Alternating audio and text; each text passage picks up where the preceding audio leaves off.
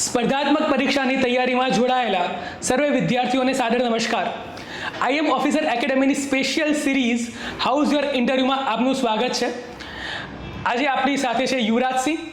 એમની સાથેથી આપણે જાણીશું કે એમનો આજનો ઇન્ટરવ્યૂ કેવો રહ્યો, પેનલ દ્વારા કેવા કેવા પ્રશ્નો પૂછવામાં આવ્યા હતા અને ઇન્ટરવ્યૂમાં અને આખી આ જીપીએસસીની પરીક્ષામાં એમની રણનીતિ કેવી હતી. IM ઓફિસર એકેડમીમાં આપનું સ્વાગત છે. સૌથી પહેલો પ્રશ્ન એ કે જીપીએસસીમાં આપનો આ કયો પ્રયાસ હતો? જીપીએસસીમાં મારો ઓવરઓલ આ 4th અટેમ્પ હતો. એમાં હું 3 વખત ઇન્ટરવ્યૂ સુધી અને 4 વખત મેઇન્સ આપી ચૂક્યો છું. તો આ મારું 3rd interview in a row હતું મારું આ. ઓકે, જો 3rd ઇન્ટરવ્યૂ રો હતું તો પછી ઇન્ટરવ્યૂમાં જતા પહેલાં આપની કેવી મનોસ્થિતિ હતી? મનોસ્થિતિ એટલે બેસિકલી હું યુપીએસસી પણ આપી ચૂક્યો છું ભૂતકાળમાં, અને જીપીએસસીમાં પણ મેં 3rd વખત ઇન્ટરવ્યૂમાં હું અપિયર થયો છું. તો મારા માટે આ વસ્તુ ઓછા પ્રેશરવાળી અથવા જે જનરલી ફર્સ્ટ ટાઈમ જે એસ્પિરન્ટ હોય છે એની મનોસ્થિતિ થોડી કેવી હોય છે કે ઇન્ટરવ્યૂ કેવી હશે, ગેઝેટેડ ઓફિસરની પોસ્ટ છે તો ક્વેશ્ચનનું લેવલ કેવું હશે, પેનલ કેવી હશે. કેમ કે પેનલમાં બેસિકલી રિટાયર્ડ સિવિલ સર્વન્ટ એ પ્રકારના ઓફિસર્સ જ ઇન્ટરવ્યૂ કન્ડક્ટ કરતા હોય છે. તો એ એક્સપિરિયન્સ હું ભૂતકાળમાં લઈ ચૂક્યો છું. તો મારા માટે આ ઇન્ટરવ્યૂ મનોસ્થિતિ મારી મતલબ ઓકે હતી. સ્લાઇટ નર્વસનેસ દરેક વ્યક્તિને હોય જ છે, એ સ્વાભાવિક વસ્તુ છે. મારા બાપા 5-10% હતી, પણ જે હું ઇન્ટરવ્યૂમાં એન્ટર થયો તો મને મારો ભૂતકાળ ઇન્ટરવ્યૂ યાદ આવી ગયા. તો પછી હું તરત 10-15 સેકન્ડમાં નોર્મલ પણ થઈ ગયો. પછી ઘણા એસ્પિરન્ટ્સને એ પણ જાણવાની બહુ જ ઉત્સુકતા હોય છે કે કયા સરની પેનલ હતી આપને, તો આપ જણાવશો કે આપને કયા સરની? મારે ડ્રોમા બોર્ડ 3 આવેલું હતું, તો મારે શુક્લા સરની પેનલ હતી. ઓકે, અને ઇન્ટરવ્યૂ શરૂ થાય છે અને સૌથી પહેલો પ્રશ્ન આપને કયો પૂછવામાં આવ્યો હતો? હું જસ્ટ મારા ઇન્ટરવ્યૂની આખી એક સીન જ આખું તમને કહીશ એ રીતે.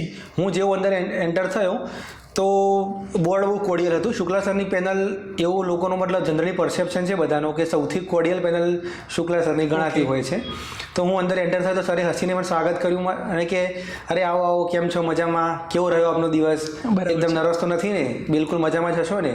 આ રીતે મારું અભિવાદન કર્યું. એટલે 5-10% જે નર્વસનેસ મારી હતી એ પણ ચાલી ગઈ.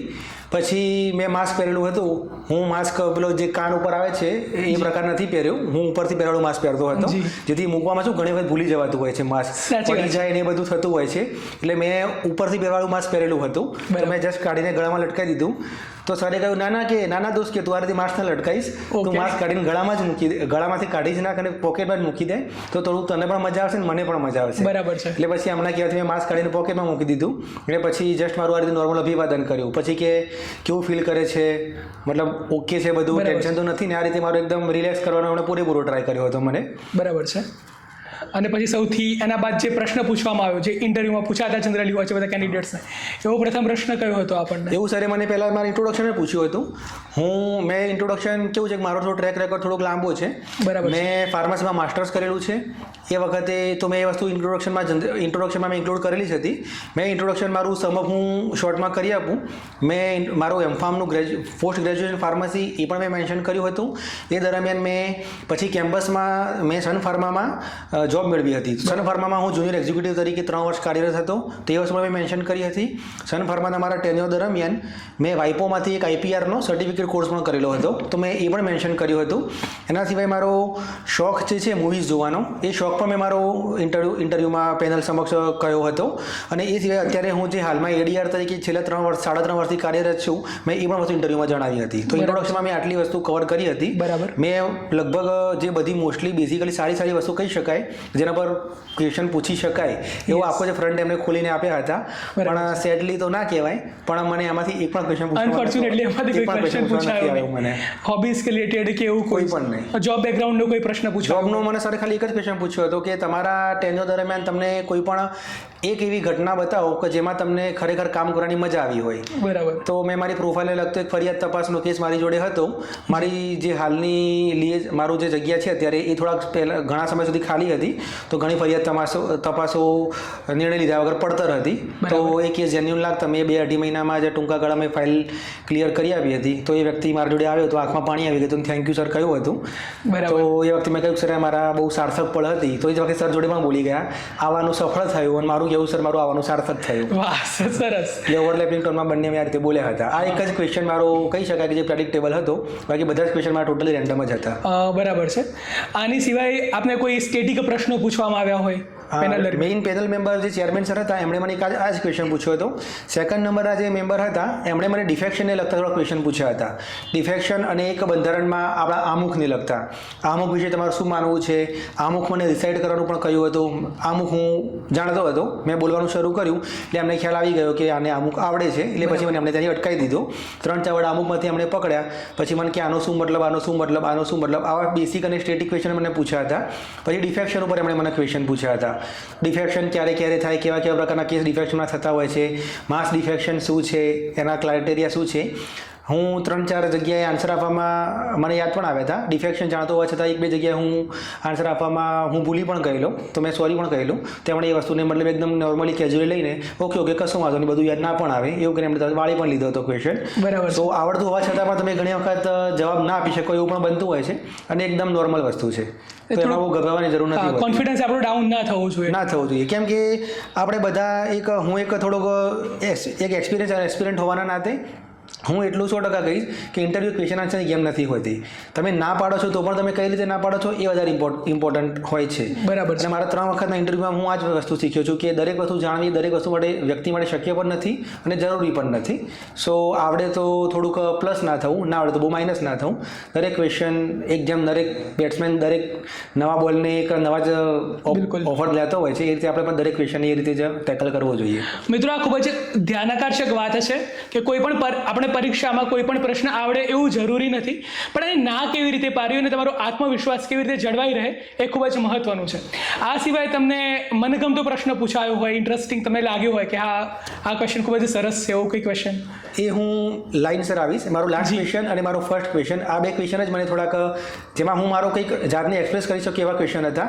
જેમ મેં જણાવ્યું એમ કે સેકન્ડ પેનલ મેમ્બરે ક્વેશ્ચન પૂછ્યા, આ બધા લગભગ 90% સ્ટેટિક ક્વેશ્ચન જ હતા. અમુક રિસાઇડ કરવાનું, એમાં 3-4 શબ્દોનો શું મતલબ થાય છે, અમુકનું સ્ટેટસ શું છે, બેઝિક સ્ટ્રક્ચરમાં છે કે નહીં. બેઝિક સ્ટ્રક્ચરના 1-2 ક્વેશ્ચન પૂછેલા મને. કેશવાનંદ ભારતી કેસ પૂછેલો તો એનો મને આવડ્યું હતું. પછી એસર બોમ્માઈ કેસનું પૂછ્યું હતું, તો એ મને ક્વેશ્ચનનો આન્સર બોમ્માઈ કેસ આવડતો હોવા છતાં હું ભૂલી ગયેલો, એ વસ્તુ મેં સ્કીપ કરેલી. તો આ સેકન્ડ પેનલ મેમ્બરે મને આવા ક્વેશ્ચન પૂછેલા હતા. પછી એના પછી થર્ડ પેનલ મેમ્બર આવેલા, એ 100% સ્ટેટિક ક્વેશ્ચનમાં જતા રહ્યા હતા.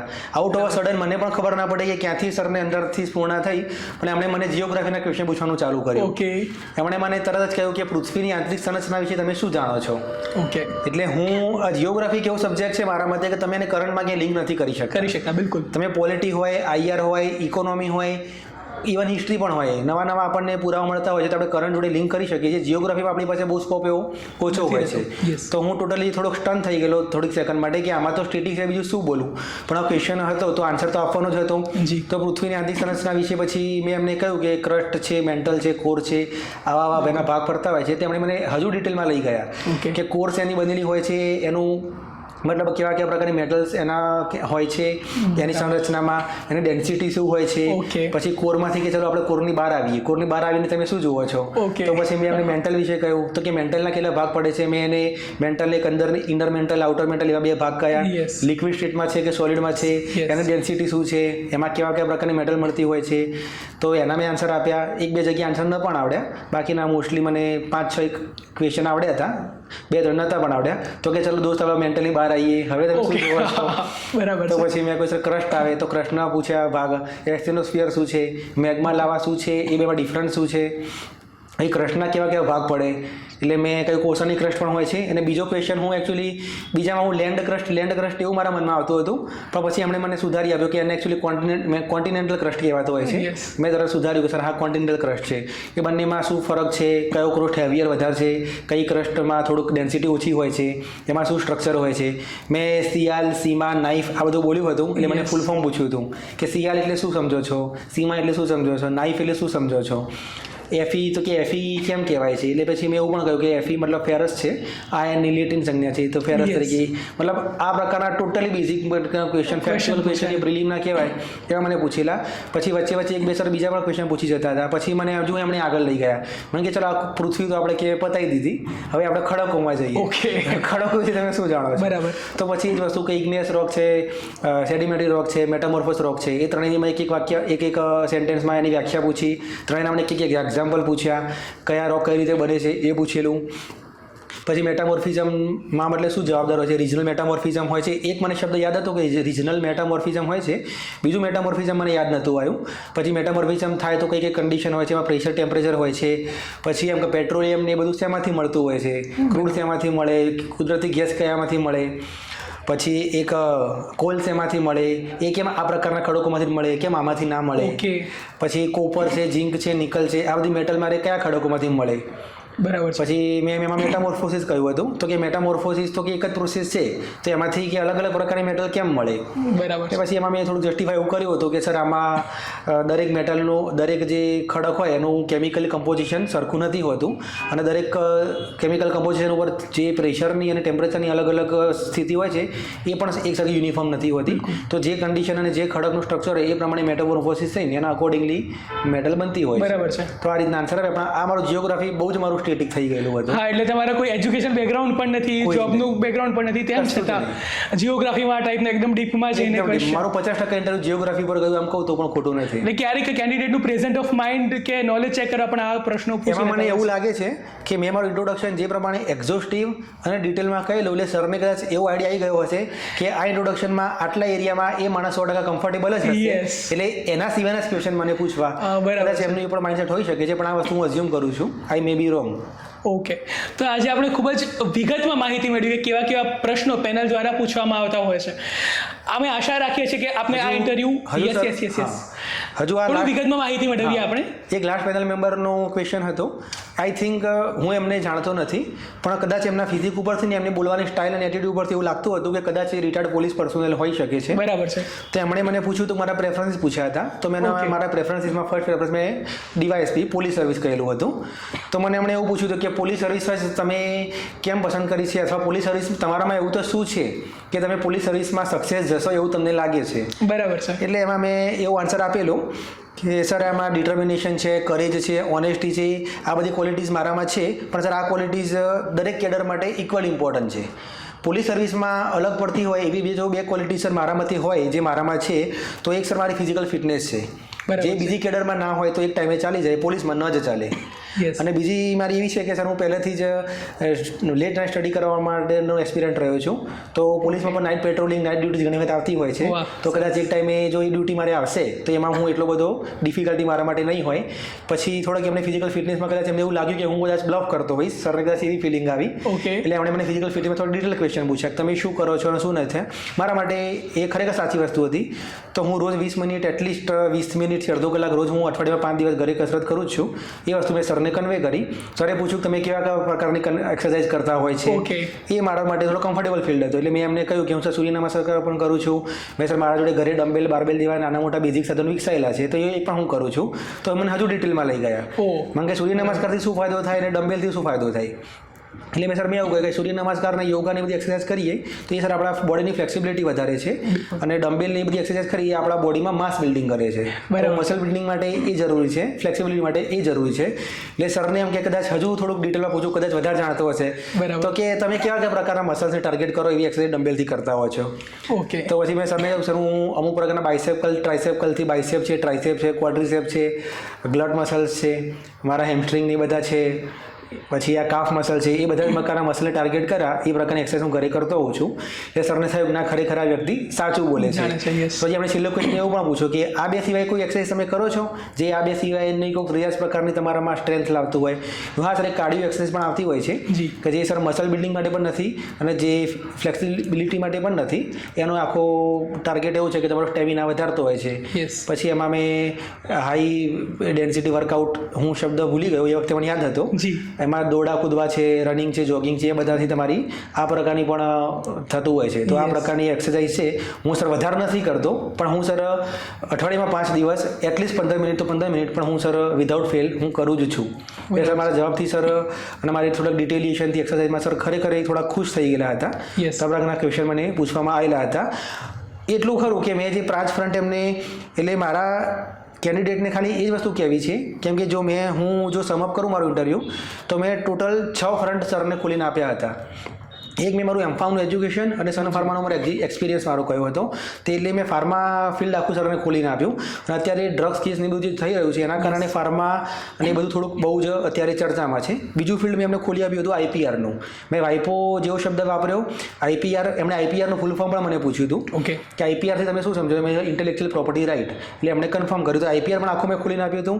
એ સંદર્ભમાં મેં આપણી આઈપીઆર પોલિસી 2016ની છે ભારત સરકારની, એ પણ મેં પ્રિપેર કરી હતી. એ ફ્રન્ટ પણ મેં એમને ખોલીને આપ્યો. મેં એડીઆર એટલે આખું સહકાર ખાતું એ પણ એમને આખું ખોલીને આપ્યું. હમણાં વર્ગીસ કુરિયન સાહેબની 26મી નવેમ્બરે બર્થડે એમની હમણાં જ ગઈ છે. એમની 100મી જન્મ જયંતિ એમની હતી. પ્લસ નવેમ્બરમાં સહકાર સપ્તાહ પણ આપણે ઉજવ્યું છે. તે પણ રિસેન્ટલી બનેલી ઘટના હતી. તો સરકારનું ત્રીજું ફિલ્ડ મેં ખોલી આપ્યું. ચોથું ફિલ્ડ મેં એમનું હોબીઝનું મૂવીઝવાળું ખોલી આપ્યું. મૂવીઝ મતલબ આપણે જાણીએ છીએ કે મૂવીઝ વસ્તુ એવી છે કે દરેક વ્યક્તિએ ક્યારેક ને ક્યારેક બાળકથી લઈને વૃદ્ધ સુધી બધા મૂવી જોતા હોય છે. એ ફિલ્ડ પણ મેં આખું એમને ખોલીને આપેલું હતું. પછી એના સિવાય મેં પોલીસનું પણ આખું ફિલ્ડ એમને ખોલીને આપ્યું. મારો ફર્સ્ટ પ્રેફરન્સ મેં ડીવાયએસપી બતાવ્યો હતો. પણ આ 5 ફિલ્ડમાંથી મને એક પણ ક્વેશ્ચન પૂછવામાં નથી આવ્યો. તો કેવું છે કે hope for the best, prepare for the worst. Expectation ના કરી એવા પ્રશ્નો પણ પૂછાતા હોય છે, પણ આપણે કોન્ફિડન્સ આપણે રાખવું જોઈએ. તમે કહું છો કે એ જ વસ્તુ હું કહીશ કે તમે hope for the best, prepare for the worst. કશું પણ આવી શકે છે તો હા પાડો. તો પ્લસ બહુ ફોર્મમાં ના આવી જવું, ના આવે તો બહુ ટેન્શનમાં ના આવી જવું. કેમ કે હું એવું પર્ટિક્યુલરલી માનું છું 3 ઇન્ટરવ્યૂ આપ્યા પછી અને જીપીએસસી અને યુપીએસસીની પ્રિપરેશન કર્યા પછી અને હું પર્સનલ લેવલે ઘણા સ્ટુડન્ટ્સને પણ એક્ઝામ બાબતે હેલ્પ કરતો જાઉં છું. તો ઇન્ટરવ્યૂ મારા મતે એવી વસ્તુ છે કે એમાં what you say it is important, but what is more important how you say. Yes. So એ વસ્તુ જો તમે પ્રેક્ટિસથી શીખી જશો અને કોઈક સિનિયરની હેલ્પ લેશો તો ડેફિનેટલી તમે ઇન્ટરવ્યૂમાં સારા સ્કોર તમે કરી શકશો, એવું મારું પર્સનલ માનવું છે. અને અત્યારે એવું છે કે ઘણા વિદ્યાર્થીઓ કોલેજ સમયથી જ તૈયારી કરી રહ્યા છે, તો એમને આપ શું કહેવા માંગશો કે એમને પ્રિલિમ અને મેન્સ પરીક્ષાની તૈયારી કેવી રીતે કરવી જોઈએ? હું એમને એટલું જ કહીશ કે કોલેજના એજ્યુકેશનમાં ઘણા લોકો એવી પણ માનસિકતા સાથે કોલેજમાં એન્ટર થતા હોય છે કે કોલેજમાં ડિગ્રીમાં બહુ ધ્યાન નથી આપતા હોતા અને કોમ્પિટિટિવ એક્ઝામની તૈયારી કરવાની ગણતરી સાથે જ કોલેજમાં એડમિશન લેતા હોય છે. એ અપ્રોચ પણ એટલો બધો 100% ફ્રૂટફુલ નથી. ડિગ્રીમાં પણ થોડુંક ધ્યાન આપવું જ જોઈએ. પણ તમારો જો યુપીએસસી અથવા જીપીએસસી જેવી સ્પર્ધાત્મક પરીક્ષાઓનો તમારો ગોલ હોય તો એટલીસ્ટ સેકન્ડ કે થર્ડ યરથી તમે જે કોલેજના 2 વર્ષ બાકી હોય ત્યારથી તમે એટલીસ્ટ બેઝિક એનસીઆરટી ને એ બધું ખરું એનો સ્ટડી જોડે જોડે એક સારું ન્યૂઝપેપર નેશનલ લેવલનું ઇન્ડિયન એક્સપ્રેસ જેવું ન્યૂઝપેપર તમે વાંચો તેવી ટેવ પાડો. આ વસ્તુ કેવી છે કે રાતોરાત તમારે ઇમ્પ્રૂવ નથી થતી. અમુક વસ્તુ તમે તમારામાં હેબિચ્યુઅલી ઇનકલ્કેટ કરવી પડતી હોય છે. તમે જેટલું વધારે વાંચશો એટલું વધારે કન્ફ્યુઝ થશો. જેટલા વધારે કન્ફ્યુઝ થશો એટલા વધારે પ્રશ્નો પૂછશો અને જેટલા વધારે પ્રશ્નો પૂછશો એટલા વધારે તમે સોલ્યુશન જાતે મેળવશો. અલ્ટિમેટલી આ વસ્તુ શું છે કે જાતે જ સમજવાની છે, કેમ કે આપણી જ લડાઈ છે અને આપણે જાતે જ લડવાની છે. કોઈક તમને માર્ગદર્શન આપી શકશે પણ છેલ્લે તો એક્ઝામ તમારે જ આપવાની છે. તો બહુ વહેલા તૈયારી કરવો એ પણ એટલું બધું ઈચ્છનીય નથી અને કોલેજ પતવાની રાહ જોવો એ પણ એટલું ઈચ્છનીય નથી. પણ એટલીસ્ટ તમે ગ્રેજ્યુએશનના છેલ્લા 2 વર્ષ બાકી હોય ત્યારથી તમે બેઝિક એનસીઆરટી અને કરંટ અફેર્સ તમે આટલી વસ્તુ તમે જો કોલેજ પતવાની સાથે ક્લિયર કરી શકતા હોય તો તમે જ્યારે તમારું ગ્રેજ્યુએશન પતશે ત્યારથી જ તમે ડાયરેક્ટ જ એક્ઝામ આપવા માટે તમે મોર દેન હાફ તમે રેડી હશો જ. તો તમે એ રીતે તમે સ્ટ્રેટેજી બનાવો. બાકી તો ડૉક્ટરના પ્રિસ્ક્રિપ્શનના જેવું છે પેશન્ટ ટુ પેશન્ટ વેરી કરે છે અને દરેક એસ્પિરન્ટ માટે એની ફેમિલીની સ્થિતિ, એની ભણતરની સ્થિતિ એ પ્રમાણે દરેકની અલગ અલગ સ્ટ્રેટેજી હોય છે. તો કોઈ પણ સ્ટ્રેટેજી માસ્ટર સ્ટ્રેટેજી અથવા પરફેક્ટ સ્ટ્રેટેજી નથી હોતી. જસ્ટ જ્યાં પણ છો, જે પણ સ્થિતિમાં છો ત્યાંથી શરૂ કરો અને ત્યાંની તૈયારી ચાલુ કરો. બિલકુલ. બાકી તો નસીબ પણ 5-10% ખરું, 99% તો તમારી મહેનત છે. બિલકુલ. ખૂબ જ રસપ્રદ વિષય વિશે આપણે ચર્ચા કરી. ખૂબ જ સારા પ્રશ્નો અને એમના સજેશન અને જવાબો આજે આપણને મળ્યા. ફરી એકવાર નવા ઉમેદવાર સાથે આપણે મળીશું. IAM ઓફિસર એકેડમી આપનો સર આભાર માને છે. ખૂબ ખૂબ આભાર. જય હિન્દ, જય ભારત. જય ભારત.